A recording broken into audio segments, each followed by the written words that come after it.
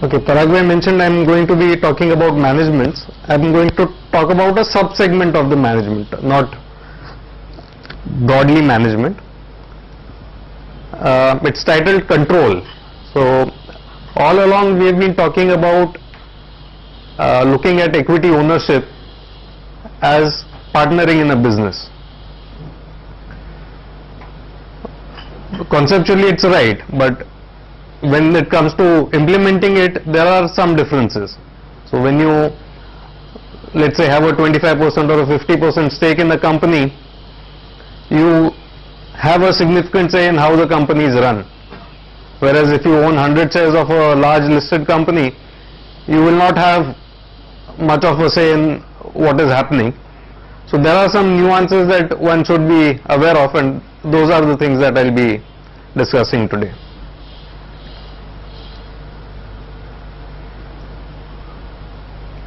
So when we say we are partnering with the promoters of a company, there are various kind of promoters that we can partner with. One would be a business owner in the private sector who's a first generation entrepreneur. Second, you could be partnering with inheritors in business families. You could be partnering with the government. You could be partnering with multinational corporations who have their subsidiaries in India which are listed. You could also be partnering with unknown entities. So there have been controversies about who actually owns Sahara as a group. There are controversies as to who actually owns Jet Airways. So the company listed in India, Jet Airways, is owned 80% by a Isle of Man company. Now who are the shareholders of that? You have to go only by the declarations which are given, because those jurisdictions don't provide any data. So there have been questions raised in Parliament, numerous magazine articles and so on and so forth. So there are question marks over there. Then we will be looking at a special class. It's, I don't know whether the pronunciation is right, Kiritsu. It's a Japanese word. It's a kind of a khichdi or interlocking shareholding and all of that. We'll see what are those kind of companies in the Indian context.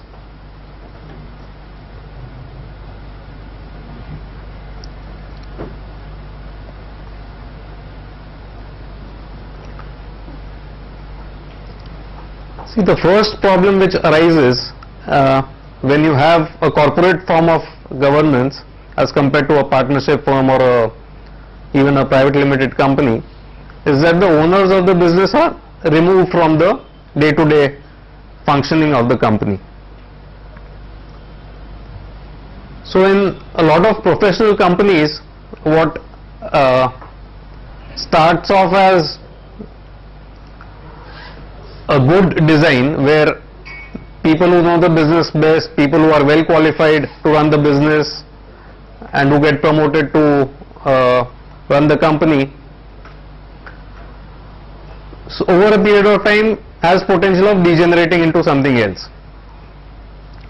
There comes a stage where the interests of the owners do not exactly align with the interests of the people running as directors or as senior employees of a company. So you have had these kind of problems in let's say companies like ITC or companies like L&T, where somewhere consciously or unconsciously, I'm not saying it always happens as a conscious thing, the interest of the people running the company is to have a bigger company to run. They will keep retaining earnings, expanding. If there are no avenues for expansion, they'll get into unrelated areas and diversify the business. Whereas a better option would have been perhaps to return the money to shareholders in the form of dividends or in the form of share buybacks. You have these kind of issues also arising when government is your partner. Now the people who are running that business, the administrative ministry, ministers, secretaries of that department or the managing directors, they don't have any ownership stake in that. So sometimes you will see public sector banks lending money for social causes, or you will see loan write-offs being announced to earn political points, or you will see some influence being put on people to give loans to certain corporates or sectors. So that is essentially the agency problem. This doesn't arise where you are the owner and you are the person running the business. In that case, both the interests are very closely aligned. So this is something that one needs to take care of. There is nothing that we can do about it. What we can do is, wherever there is potential for a big agency problem, or wherever we see that the agency problem is overwhelming the underlying fundamentals of the business, what we can do is we can sell the share. That's all we can do. And again, as a aside, there is a saying that public money is like holy water. Everyone wants to dip their hands into it. So that is what happens with the public sector companies.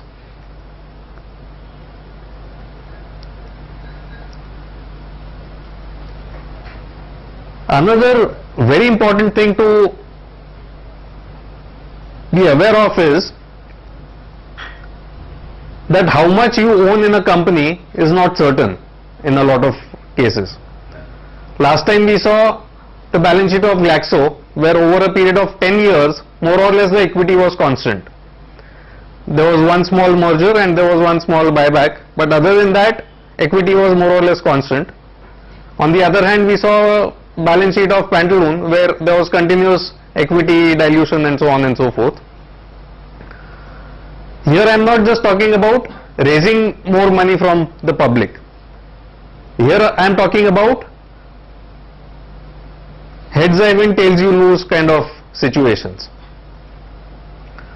So what happens here is, people raise money by way of foreign currency convertible bonds, people raise money by way of stock options, people give ESOPs to their employees. They also have options of delisting shares if the business is doing well. So invariably what happens is, when the business is prospering, suddenly the minority shareholder will realize that the equity base has expanded without his knowledge, or without his, it sneaked upon him more or less. So what happens in these kind of situations? Currently we are facing this in corporate India. It's a big problem for companies. All these companies had raised a lot of funds overseas by way of foreign currency convertible bonds. This was in the year 2006-07 when going was good. They have raised money at a rupee-dollar rate of somewhere about 45. All along the presumption was that these loans will convert to equity shares at a premium. So they have not hedged the currency, they have not provided for any interest on that loan. Now when demand is soft, where rupee has depreciated, stock prices have fallen, people who have invested in these bonds will say, we want our money back, we don't want to buy equity shares. So this is what happens. When you give ESOPs to employees, they are not going to convert their ESOPs if the business goes down. But if the business does exceedingly well, they will convert their ESOPs into equity shares, so you will own a lesser percentage of the underlying company.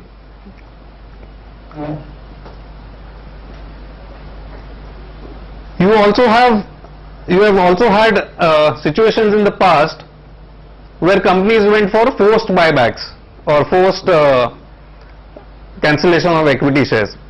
So you had Sterlite, which just mailed you your checks as against the shares that you held, and suddenly you would realize, if you banked the check, shares vanished from your demat account. Many people would bank the check assuming it's a dividend thing or whatever it is. It it was something like a negative consent. If you don't write to us, we'll presume that you have sold off your shares. That was the kind of thing. And even a house like Godrej did it. Exactly the same thing.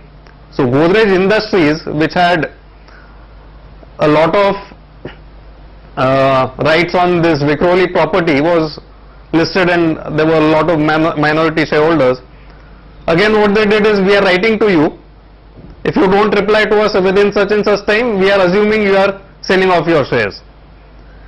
And this, they got it passed at a general meeting because they owned majority shares in the company. And let us say you were on a holiday and you missed that mail, or you there was an oversight. Suddenly when you came back, your shares were not there in your account, or something to that effect. You have had situations where people have gone in for a delisting and forced minority shareholders to sell. So people like Sandvik Asia and Cadbury, which were listed in India, they forced minority shareholders out at a low price. Of course, SEBI keeps tightening these measures, but they have not been able to plug in all the loopholes. Even if you don't encash the check, still you lose your... In Sterlite, you had to encash your check. In Godrej, you had to write to them. If you did not write to them, it was assumed that you are giving up your shares. Then they send you a check. Then they send you a check. Many such things have happened. So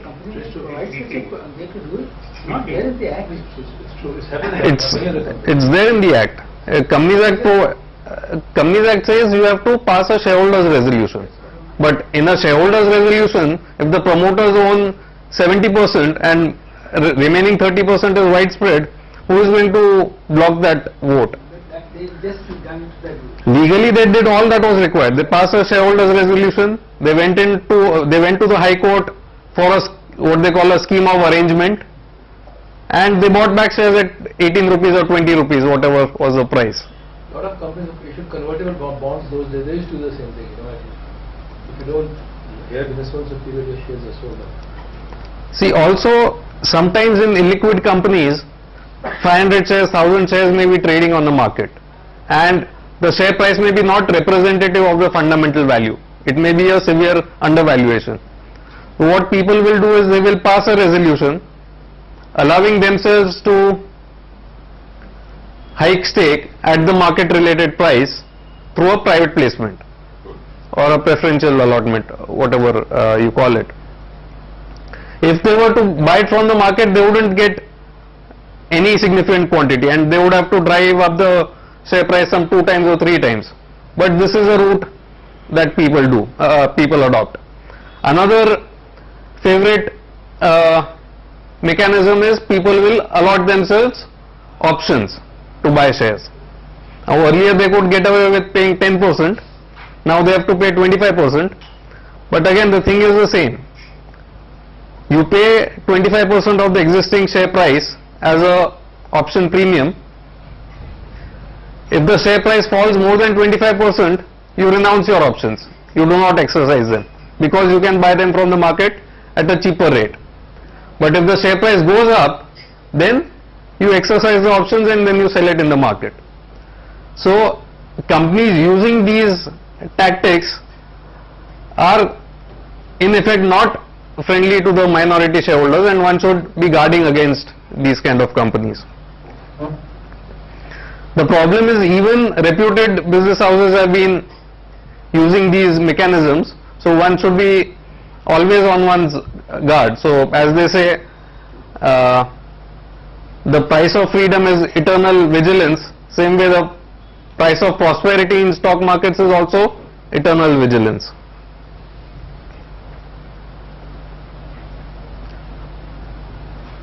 Also, what happens is, when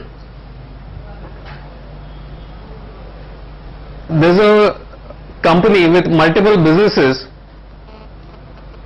you will find that when the going is good, promoters will sell off a division to their own private company at a valuation which they deem fit.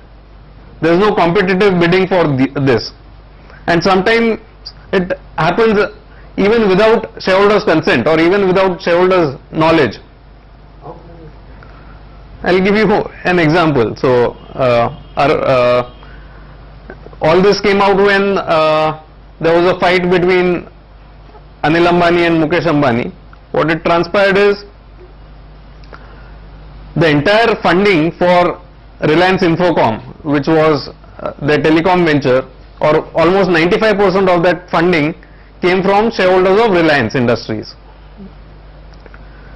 That funding was in the form of low interest earning preference shares, not equity shares.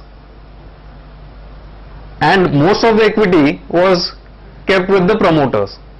So it came out only because the two of them fought, but otherwise the 100% of that venture should have belonged to the Reliance Industries shareholders. But this is not the only example. Many a times you keep coming across such kind of things. So again, I mentioned Jet Airways. The brand Jet Airways is not owned by the listed company. It's owned by the promoter in his personal capacity. So each time a ticket is sold, they have to pay royalty to the promoter company. All ticket sales have to be routed through the company of the promoters. Again, the commissions have to be paid to the promoters. And all this they have disclosed in the prospectus. It's not that it's hidden, but these are the kind of things that can happen to you.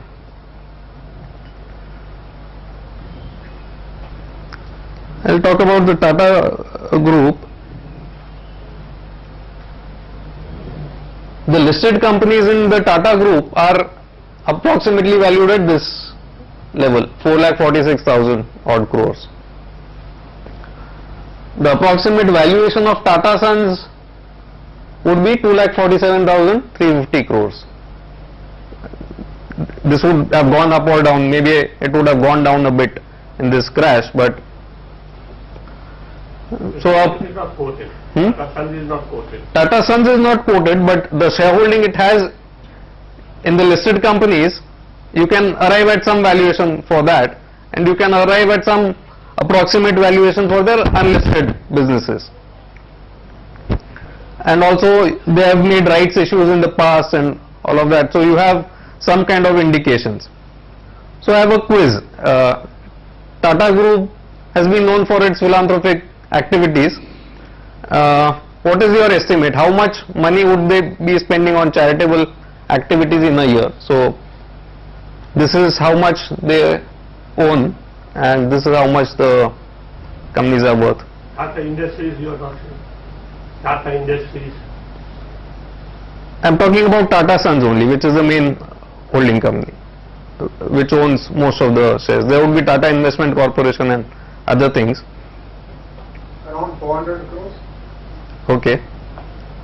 And how much do you think, any other numbers in a year? Over 1,000 crores. Over 1,000 crores a year. Okay. And how much do you think they would have spent on charity cumulative since the trust was set up, the charitable trust was set up? They may be spending even only about 25,000 crores.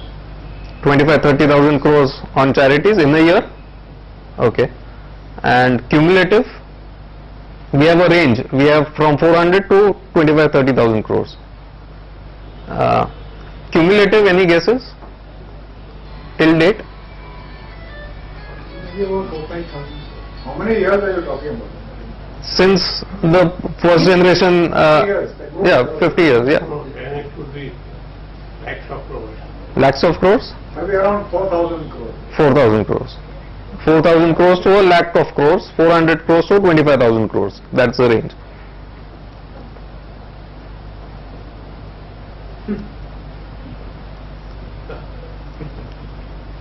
Cumulative till date, they have spent 1,525 crores in its entire history. This is not my number, this is end of 2010, so 31st March 2010, this is their own numbers. So it's not exactly large, and when we contrast this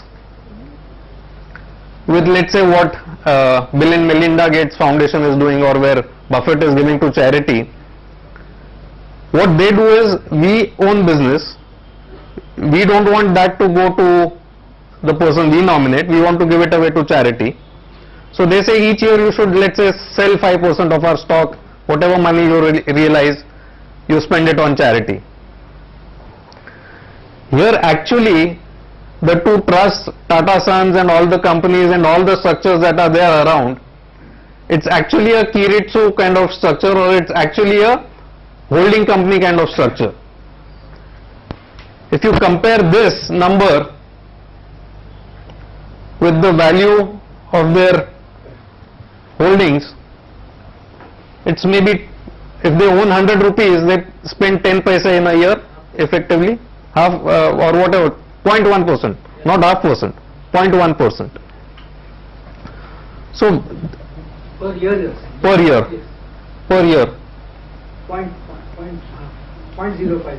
0.1% or 0.15, whatever, thereabouts. Income is from dividends, how can they be so small? The income of the trust is from dividends. Income of Tata Sons in a year is something like 3,500-4,000 crores from net profit, I am saying. They don't pay out. They keep it internally. They keep redeploying it, keep on redeploying it. They buy shares. They don't. So at the first level, let's say Tata Steel makes profit, it does not pay out everything. It will keep a lot of money. It will pay only a part of that dividend to Tata Sons. Tata Sons in turn will retain a lot of profits, and it will pay only a part of that to the trust sitting on top. So perception in the general public is something totally different. So I am going to be talking about the matrix, and this analogy has been given by an author called Alam Srinivas. He's written an excellent book, Storms in the Sea Wind. It talks about Ambani's. So this applies to Tata's, Ambani's, Bajaj, Birla's, everyone. In the next two slides I have taken from a paper by a professor in XLRI Jamshedpur, Ramkumar Kakani and Tejas Joshi. This is how the Tata Group structures were in the year 2000. So you have Tata Sons, which will have investments in Tata Chemicals, which will have investment in Tata Investment Corporation, which will own Tata Tea, which will own Tata Coffee, and so on and so forth. This is what was there in the year 2000, and this is what happened in the year 2005. It got further complicated.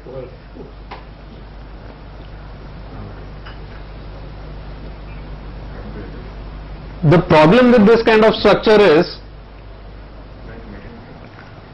that when you are buying Tata Chemicals, you do not know what you are buying. You are not just buying a chemical company, you are buying into the entire group. When you buy into anything, you buy into the entire group. Because they own Tata Investment Corporation and that owns other companies, so that cash flow will keep floating within those companies, and even with a limited shareholding of the parent company, which is Tata Sons, outside shareholders will not be able to exercise any sort of control or ever try and gain a significant stake in these companies. This is what causes low valuations in Japan, where stocks are not given favorable valuations, and this is the kind of structure which is there even in India.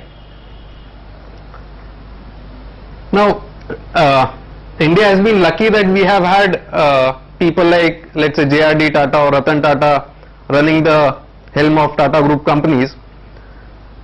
But according to me, the structure is designed for disaster. I, as an individual, do not know what is it that governs a trustee position of Sir Ratan Tata Trust and Dora Tata Trust. But whoever becomes a trustee or a chairman of that can control the entire empire, is answerable to no one, neither the shareholders nor the government, no one. does not even have a financial stake in the business. So it's not that that person is really having an ownership interest in the business. So this is the shareholding pattern of Tata Sons, where these majority shares are held by Dorabji Tata Trust and Ratan Tata Trust, and there's obviously some shareholding with Shapurji Palanji Group, and you have all these listed companies: Tata Power, Tata Tea, Indian Hotels, Tata Industries, Tata Chemicals, Tata Motors, all of these, which are owning shares again in Tata Sons. So according to me, Cyrus Mistry is a good choice for running the Tata Group, because at least his family has some stake in Tata Sons. They have a business interest in Tata Sons. They will be owning whatever 18-19% as a family in the company. They are directly affected by the ups and downs of the Tata Group. Now if instead of Cyrus Mistry, assume some outside person had come and who had some control on the trusts and who had some control on Tata Sons, that person would have no interest in whether the business is doing well or not doing well. That person would be interested in the salary he is getting, and that person would wield enormous power. All the contracts which can be given out for building a factory or building a dam or whatever would be under that person. He can hire and fire people, he can give donations to politicians and whatever. That position would be one with absolute power and without any responsibility. So I think somewhere when they gave money to charity, they should have defined that each year there should be some drawdown and some money should be actually spent. Just imagine what can be done with 2 lakh odd crores as a group. Probably they can solve the entire education problem in India, or they can solve the entire healthcare problem in India. But what is happening is it's a device to perpetuate control on the business empire, and we don't even know how to get into that position. So if I had ambitions, I don't know how to become a trustee on Sir Ratan Tata Trust or Dorab Tata Trust. Question. How did Cyrus Mistry come over here? Because they had advertised in the Economist that we want a CEO and all that. How did he come actually? Yeah, which is a question which was raised by Sucheta Dalal. She said कि अगर Cyrus Mistry को लेना था, why do all this tamasha? We'll have an international interview and this and that. Finally you went for a Parsi gentleman whose father owns 18% of the company. He was sitting right there next to you and he was a board member. So why did you do all of this? He left the room when they began to discuss. He left the room. But yes, they think they will found the right person. Rajeev, these trusts, they are charitable, aren't they? At that point in time, somewhere this loophole was there, that a charitable trust could own a business. Today if any business house wants to replicate it, you are not allowed. So even the Tata Trust cannot subscribe to rights issues of Tata Sons. Now, they can't pump in additional money, but whatever they haven't been forced to offload. That's the only thing. The group companies can subscribe to those rights issues. Correct. So that's what happened last time there was a rights issue. Cyrus was shortlisted from the day one. Yesterday I was with the MD of TCS. Ex-Pele कौन है? And Kohli, FC Kohli. He was shortlisted from the day one. Because he is Palanji. And both said it was a very good. He already It was a very good move. No, but in such a situation, who decides that? Which you have to go into the trust deed of those 2 trusts, which is not publicly known. Okay. So what is the criteria for selecting trustees is not known. If a wrong person comes to be a trustee, then we are in a very dangerous situation over there. Those are not charitable trusts. Those are charitable trusts. Ratan Tata Trust also is a charitable. Charitable trust. And Dorab Tata is also a charitable trust. But the assets that are owning are huge as compared to the actual charity that they are doing. Like in Pilani also, right? Same structure, Pilani. Pilani at least does not pretend to be a charitable trust. Pilani may be doing 0.1% voluntarily, but it doesn't say I am a charitable trust. Here they say they are charitable trust and they are spending a fraction of the wealth. So there's no law that charitable trust has to spend a certain amount of money, a percentage, because earmarked money. There is a law which forces them to spend as a percentage of their income. Here the income is suppressed because the operating company don't pay out the full money, they return a lot of earnings. So Tata Steel will, if it earns 100, it will pay out 10, 15, whatever it pays out. Tata Sons, if it earns 100, it will in turn pay out 10, 15. So only a fraction of the money trickles all the way up, and that they actually spend out. But another debate is Cyrus Mistry better off here, or was it better off being independent with Parangi group which were running into fraud? So whether it's good for him or not, I am not debating. I am saying for minority shareholders in the Tata group, at least you have a chairman whose interest is aligned with your interest. And between him and his brother Shapur, who is better off now? That is not, that's not Rajeev's subject. All right, okay. I wouldn't. Rajeev, one question, that both these trusts, Dorab Trust and Ratan Tata Trust, you said our major shareholders in Tata Sons. Yes. So, but what is the charity? They are doing a lot of charity. The total of these two trusts plus all the other trusts combined is 291 crores in a year. They won't the charity which they do also. The charity of these two trusts or plus other trusts. Sons charity is 291. Tata Sons is not doing any charity, or even if it's doing, that's separate. I am talking about the trusts which have total ownership of close to 2.5 lakh crores. But this, both these trusts are spending all as a trust, isn't it? Because I think the original structure originally was they'll get dividends from all these companies. Which we are They getting. also were doing business, which was then later on the Income Tax Act removed that clause. And they used to use that for charity. Business was in Tata Sons. Dorab Tata Trust like RTI and all these small things. Maybe, I am not aware of that. Okay. So I think that option is gone for them because the law has been amended. Yes. They cannot own a business incrementally. So whatever is there. Today you cannot give a business ownership to a trust, and you can't But today. apart from the trust, the group companies like Tata Steel and all, they will be making their own donations. They would be making, sure. So I am not casting aspersions on them, or I am not saying they are not doing a good thing. It's a good thing that we have a Tata Memorial Hospital or Tata Institute of Fundamental Research or NCPA and all of that. All I am saying is there is a big contrast between this and a foundation like, let's say, Bill and Melinda Gates Foundation or the Buffett kind of donation, or the prevalent model of charity internationally is you give assets and you run down those assets and spend the money. And this Here- cross-holding they had to do, for retaining the control. Why should that be the case? So why do they want control without ownership is the question. So at least you have to look at it really differently.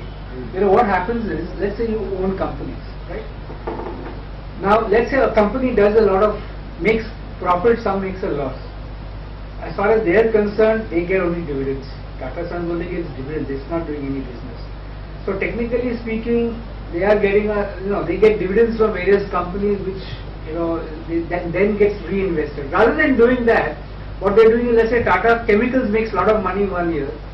They've been doing two things. They do social work there, their community, Jamshedpur for example, they've taken care of, and they invest that money for whatever it is without giving a dividend. No, but if So if somebody sees what they're spending for corporate social responsibility company-wise, not in Tata Sons or the trust, my guess is far much more. see, Cross-holding has become not by design. let's say each company is spending 1% of its profits, 2% of its profits but which they are not the only ones in the country. Correct, correct, I agree with you. So in fact, the reason I wanted to point out is our own Rotary Club had invited Mrs. Rashri Birla, and that time there was a discussion Sam had with Mrs. Birla that Tatas are doing so much and Birlas are actually not doing anything, you are just getting mileage out of it. Tatas are doing I'm sure Tata Steel spends a lot of money on charity, Tata Chemicals spends money on charity. It would be a percentage of its profit, some percentage. But they are not the only ones. There are a lot of other companies which are spending money on charity as some percentage of their profits. My other point is a little different. I'm saying that even this cross-holding in Tata's group, I don't know much, I have no insider information. My guess is that as so many years have happened, whichever companies made substantial profits, that company invested into something else. And that's how it is. That's not the right thing for a shareholder. Correct, correct. I agree with you. See, if you and I are partners, correct, in a business, both of us own 50% in let's say a hotel, and the hotel does exceedingly well. There are profits. Either we can distribute the profits to both of us 50-50, or we can invest in a new hotel.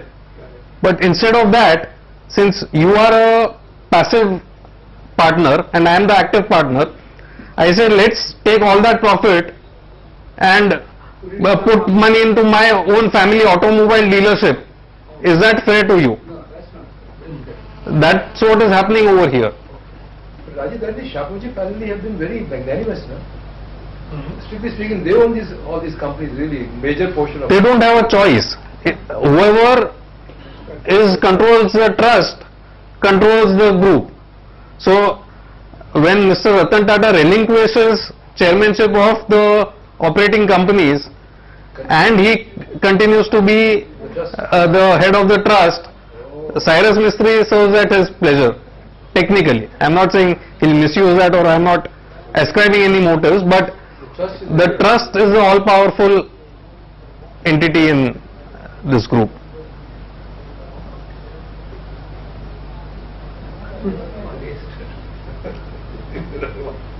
At least for Tata Group, I can show a chart, however complicated.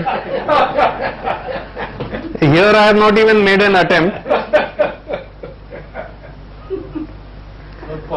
I have just mentioned 2 books. The second one especially talks a lot of things about the ownership structures. If you go to the website of National Stock Exchange of India or BSE, go to Reliance Industries, open the shareholding pattern. The shareholding of Mukesh Ambani, Nita Ambani, Akash, Isha, and I think Anant or whatever, their family members, or Kokila Ben, whatever, that would be a very small fraction of the promoter's holding. Most of the holding will be in a lot of limited liability partnerships now. Earlier they were private limited companies. Who owns those companies? A web of companies. Those companies also don't have individual shareholders. Those companies own each other. So it's a typical interlocking kind of mechanism. So I am not making any attempt here. It's beyond me and beyond the professors of XLRI Jamshedpur. And it's not just these 2 groups, Tatas or Ambanis. Bajajes are the same structure. So they have these Jamnalal Sons and Bachraj and company, and so when Shishir Bajaj and Kushagra Bajaj wanted to split from Rahul Bajaj faction, there was a messy thing. How do we unlock the thing? How do we transfer shareholding, tax implications and all of that? In fact, the valuation will be highly complex. No? It will be. How will you ever determine the value of your share?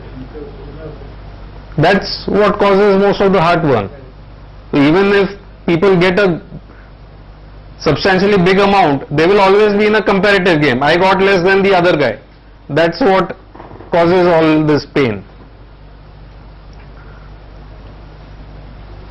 So again, the reason why I am pointing out all these structures is, one, it is unfair to us as minority shareholders if our money is taken and put in a separate business owned by the promoters. That is number one. Number two, whenever there is this separation, somewhere there is a possibility that minority shareholders could get the wrong end of the stick, or they could be losing out. So when Rajeev Bajaj and Sanjeev Bajaj wanted to go their own way, Rajeev Bajaj wanted the motorcycle and Sanjeev Bajaj wanted financial services, they did not do a clean split. Instead of splitting Bajaj Auto into two, they split it into three. The third component being the holding company.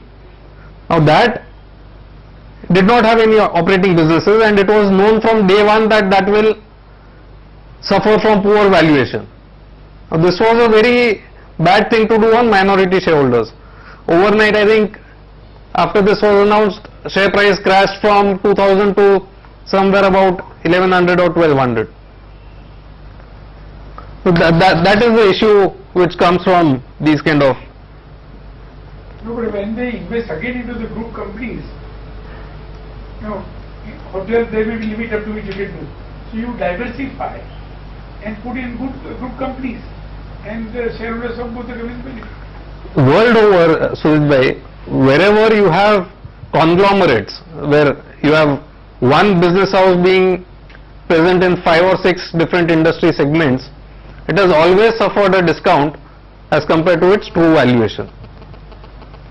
It's an undisputable fact world over, any stock market you see. They can start a new company separately and have separate shareholders. That is permissible. So, let's say you have Bharti Televentures, which is a telecom company. You can have Bharti Walmart as a retail company. You can have Bharti AXA life insurance and mutual fund. But don't thrust the life insurance business on telecom investors and don't thrust retailing on telecom investors. Let telecom investors participate in telecom business. If retail shareholders are excited about your insurance business, they'll buy shares over there. That's the point I am trying to make. It's not that one promoter cannot have a separate business, but it should not be in the same company. Rajeev, I know of a particular gentleman who is very active in the stock market, and his view is that, for example, he follows this guy, consumer chain people, there is this Pendulum, and he says, I like this guy because whenever he starts a new venture, he gives us a part of the participate in the prosperity of the new company also, rather he taking away. So he that is his opinion. So he keeps us in the picture always. He keeps us also as a part of the partnership. We need all kinds of people in the stock market. So if there were no people, there was nobody who liked such a thing, then Pantaloon would not have been able to get listed. So obviously there are people who like this. There are people who want to be in all sorts of businesses. There are people who like rights issues very much. So his view is that here is the promoter who always takes care of the shareholders also whenever he's got a new good business in his mind. But that Dhirubhai is also same thing. That participation comes at a cost. So you have Mr. Anil Ambani allowing magnanimously all the shareholders, letting all the shareholders participate in Reliance Power, but he bought the shares at 10 rupees and gave shares to public at 450 for a greenfield venture. So all these things don't happen at par. So even the Pantaloon, the NBFC thing or Capital, whatever they raise money at a premium, if I remember correctly.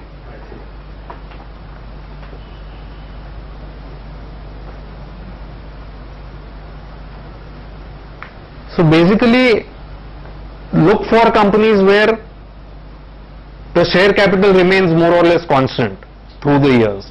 If that happens, it's a big peace of mind for you as minority shareholders. If there's a lot of change in the underlying capital structure, there are a lot of options, etc., stay away from such companies, because you can't trust the earning per share number which is reported. If profits after tax go up, the number of shares issued will go up, your earning per share will not grow in proportion. Whereas if profits tank, all the losses will be to your account. So beware of capital structures with lot of optionality built into it. At the same time, if you get to participate in an option, if instead of buying the share you get to buy a warrant or an option, that's a good thing to do at the right valuation. Also, whenever mergers, acquisitions, spin-offs are happening, evaluate it very carefully. There could be potential for making a lot of money, at the same time there could be potential for losing a lot of money. So sometimes these are beneficial, sometimes these are very adverse to minority shareholders. So one needs to be careful whenever such an event is happening. And always look out for warning signs as to whether the managers are trying to build an empire or they are trying to run the business sensibly in shareholders' interest. So that was what I wanted to convey today. One question, Rajeev, if you can comment. One is cross-holding and one is diversification. So since you mentioned about Reliance and give a very specific example, one of the last genuine interviews that Mukesh Ambani gave was about 5 years ago, and he was venturing into retail at that time. Now he gives those prepared press statements. So the point that he made was a very genuine point. He is saying, my business is throwing up cash of 20,000 crores per year, and there are very few businesses in the world which can absorb that kind of cash. So we have been looking for the last 2 years for some kind of business, and finally they figured out that retail could be the business which can absorb 70,000-80,000 crores over the next 10 years and which has a great long-term potential. So do you find anything wrong in that, or that is totally different from what you are discussing here? I find that I am not too happy if my company would do something like this. Firstly, that statement itself, I have my doubts whether that is correct, because oil and gas is such a capital intensive business. You can spend as much money as you want on upstream exploration and production. You have these Canadian tar sands, you have Australian gas fields, you have Middle Eastern partnership opportunities, you have Africa where there is a lot of exploration yet to be done. So there is enormous capital requirement there. So money can be put in oil and gas, or something very close. You could work on alternate energy if nothing else. And per se with Reliance, there is this continuous pattern. It's not a one-off event. They announce entry into businesses, they spend money on that, but the minority shareholders do not know what is their ownership stake in the... It won't be biased by Reliance, I understand. But any other company also could do, for diversification, there is good opportunity. Reliance, the names. No, let me complete this. I'll talk about other things also. So, to give you an example, Reliance has these gas fields on the eastern coast of India. They've built a pipeline from the eastern coast to west coast. They created it in a subsidiary company, and now that subsidiary has been spun off. Many people may be owning Reliance shares over here. Do you know that such a thing happened? Most people would not be aware of this thing happening. Who got the profit? Now they are saying, oh, it was not a very profitable business or whatever, so we didn't want to keep it in the listed entity and whatever. Same way they had announced telecom. finally it turned out that telecom was not 100% owned by the minority shareholders. Reliance Retail, do you know the shareholding structure of that? Have they ever announced? No. So that takes care of the Reliance question. Specifically this diversification, one of the companies where we have invested and which has gone in for diversification and which has not been liked by the markets, Piramal Healthcare. They sold their business of formulations, they got a lot of cash, they are investing money in their own over-the-counter and anesthesia businesses. They have, in addition to that, announced some foray into the NBFC space, which has not been liked by the market, and that's why you saw share price dipping. We are confident of the promoters and whatever, but over a period of time we would prefer that the over-the-counter drug business and NBFC business is separated rather than being in the same company, because any company where you have multiple businesses, there will always be a discount to the underlying fundamental value. The last one is Tata's complex metrics, kind of overall. All of them, All the groups. Tatas, Ambanis, even some of the other. We should be careful of Tata's. I think this says it all.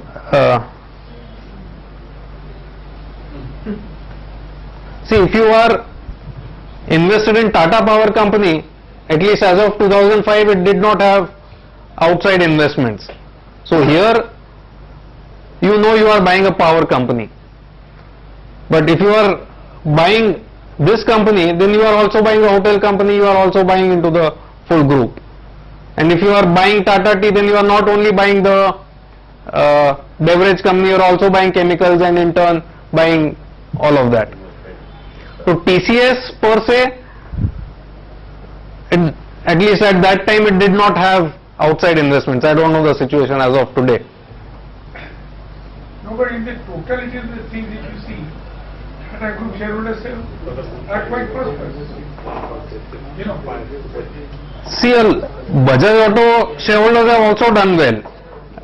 A lot of investors in the Godrej Group have done well, but that doesn't mean that they were not cheated. I have great respect for the Godrej Group. I would say it's a group with good corporate governance and everything, but that does not justify what they did in Godrej Industries. in the Indian context, I rather trust Tata's and there's your choice. 20% others. That's very simple. See, ultimately, it's like getting married. You won't find a perfect partner ever, but you need an acceptable person. And what are the things that you need to be aware of whenever you are entering into a partnership with a promoter? You need to be aware of these things. That's all I'm saying. View is being very extremely taken. No, you look at the financials of Tata Chemicals, because of these holdings, their return on capital has not been good. No, metrics you have not prepared, tell them. This is, I have not prepared, this is taken from a paper made by these two gentlemen. I hope Cyrus Vesti has seen this. He would of course be aware of all of this. Rajeev, Tata TCS, which is cash-rich company, how come they are not owning any other company? Very surprising. They might be owning it, I haven't checked. Since I don't own it, I haven't checked their investment schedule, the latest one. This is as of 2005. So in last 6-7 years, we don't know what has happened. Fantastic. So the return on investment may get diluted without us knowing, Yes. because of some other company not doing well, which is not related to your entry. Correct. So their entire telecom venture has been funded like this. Telecom? Tata Teleservices, yeah. I don't know, it's not figuring here, but that has been... This is till 2005, it must have come later on. Tata Elxsi. No, Tata Teleservices would be there somewhere.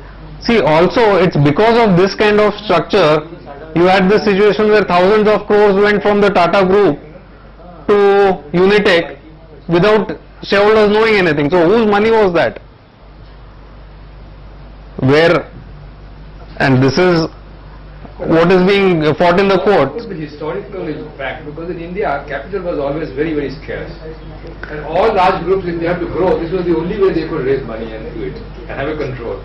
I mean, otherwise, with such a small shareholding, Tatas could hold such a big empire. Was impossible. What they've see, another thing, Tata Motors, even today, the promoters are buying voting shares at double the price of lower voting shares. So you have two categories listed in the market, Tata Motors and Tata Motors DVR, differential voting rights. Differential voting rights shares have 1/10 the, or I think it's 1/10 the voting rights of the main share, and they carry additional dividend as compared to the, But the price is half. but the price is half. So logically they should be buying that instead of, so their entire thing is driven by control. It's not driven by business economics or fundamentals. But the super bill is sitting on the top to do all this. Or you Require the super bill, not Centre. So the dividend companies, the dividend industry will not invest in any. Titan has not, yes. Similarly, Indian Hotels has not. Hotels also is not invested. Yes. They need money.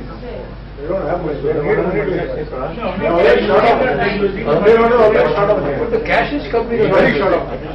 TCS. but Titan industry is doing very well. Doing well. Value. Correct, it should have no. If the normal share is 200 rupees, it should be 200. Only thing I don't get to vote. Correct. So, in your thinking, if earlier the worry was that one fine morning somebody will take over by holding and control, can this DVR route be used to be very fair to the minority shareholders? Let's say you want to issue 1 crore, 100 crores of capital, and you are doing it maybe at a small premium of maybe to 20 rupees. You can give, with a attached additional dividend coupon on it, more, you do it in such a way that your control remains. And at the same time, market trades in it when you get that kind of money. See, shareholders don't look, lose because they get capital gains, they get dividends. the markets don't look at it very favorably. The reason being that with a, see, what was my objection to this kind of structure, the Kiretsu kind of structure, that you have power without any financial stake or without any responsibility. So if you own just 5% of a company in terms of money terms, but if you own 50% of the voting rights, then your interest will be in siphoning money somewhere or giving project contracts to your relatives or to buy a corporate jet for yourself or whatever. You will not be interested in the financial well-being of the company. So in Satyam, Ramalinga Raju and all didn't have any significant stake. They had control of that company. So what they did, they were frittering away. If you own 50% of the company in terms of your money contribution, and if you have 50% voting right, that's fair. With differential voting rights, you can prevent takeovers, and then you can be answerable to no one. That's a tricky situation. As a minority shareholder, whether you're holding the voting or non-voting, actually you don't lose. I mean, why did You don't lose. So if you are owning Tata Motors shares, I would recommend sell those tomorrow and buy the DVR shares. You will get more dividend, and you will, instead of one share, you can buy 2 shares probably. anything having any rights or any bonus, they will also... Everything will be given. Other than Everything. voting rights. But the dividend is more. Dividend is more. And what is your appreciation, capital appreciation? Capital. If the discount rate remains the same, both will move in tandem, up and down. So let's say 1 rupee per share is declared as a dividend. You own the main share, you will get 1 rupee. If you sell that and buy 2 shares of the DVR, you will get 2 rupees, plus you will get that additional dividend. So it's in your financial interest to sell the main share and buy the DVR. So dividend distribution rights are same. Dividend, Between the voting and non-voting. dividend, additional dividend is given to the non-voting. It's not so high between the Because of control. Most people are saying it's irrational, but it's been continuing, so that gap has not closed. So, But this is the price which Tatas are willing to pay to keep their control. That is so for what- a very long time, Tatas were the people selling the DVR and buying the main share. That's one of the reasons why the discount is so large. Additional dividend is given to the DVR. For them to buy, otherwise who will buy the DVR? People will only buy the main share. Rajeshri Birla So you're getting it at a discounted price anyway. Correct. You're getting it at a discounted price anyway. Discounted price is because it's listed now. It was not known earlier. So, what is the percentage of return there on these shares? Non-voting line? Percentage of return meaning? Means, the value of the which you buy is the dividends you get. You're talking about yield? Dividend yield? Yield, yeah. I haven't checked of late. I wouldn't know offhand. Yeah, but non-voting line will be more than. Yeah, but it will be not more than 2%. Is it? Rajeev, In yeah, the it's case of all Larsen public Tubro, display. which also is a more major shareholder, Non-voting right shares. how is that Because coming the to price our which you buy, you're not buying at 10 rupees. You're buying at But totally for the years, not by the professionals. Only thing you know Just one sec. Now that you mentioned, I recollected something else. Walmart, Yes. which is one of our very large corporations in US, promoted by Sam Walton. When he died, he's given shares to his sons and daughters. Now they can choose to buy additional shares, they can choose to sell their shares, do whatever. It's a clean inheritance, and also you have professionals running it. One or two Waltons would be on the board, etc. In India, you have these holding companies which are typically called this person and sons. So you have Tata sons. Daughters are nowhere mentioned. So that has been a historic thing. So you have Bajraj and Sons or Jamnalal Bajaj and Sons, whatever.